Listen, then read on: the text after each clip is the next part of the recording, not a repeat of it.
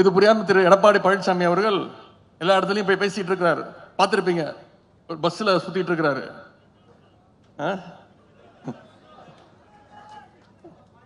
அதுல சொல்றாரு, திமுக தேர்தல் வந்த உடனே எல்லாரோட தமிழ்நாட்டு மக்களுடைய வீட்டு கதவெல்லாம் போய் தட்டிக்கிட்டு இருக்கு அப்படின்னு. நான் ஏற்கனவே அதற்கு பதில் சொன்னேன். திரு எடப்பாடி பழனிசாமி அவர்களே, நாங்க ஒன்றும் உங்களை மாதிரி அமித்ஷா வீட்டு கதவையோ கமலாலய வீட்டு கதவையோ திருட்டுத்தனமா போய் தட்டல.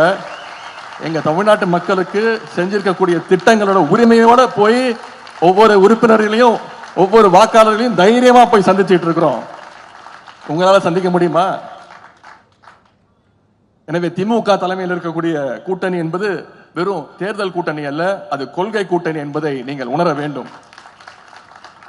எனவே நிச்சயம் நம்முடைய கூட்டணி தான் வெற்றி பெறும். நம்முடைய தலைவர் அவர்கள் தான் அடுத்து முதலமைச்சரா உட்கார போறாரு.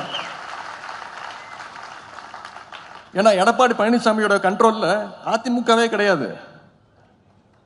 இப்படிப்பட்ட அடிமைகளையும் பாசிஸ்டுகளையும் நாம நிச்சயம் வீழ்த்த வேண்டும். அந்த முக்கியமான பொறுப்பு பூத் நிர்வாகிகள் உங்க கையில் தான் இருக்கு. பிளே ஸ்டோர் மற்றும் ஆப் ஸ்டோரில் இருந்து பாலிமர் செயலியை QR கோடு மூலம் பதிவிறக்கம் செய்யுங்கள். செய்திகளை உடனுக்குடன் பெறுங்கள்.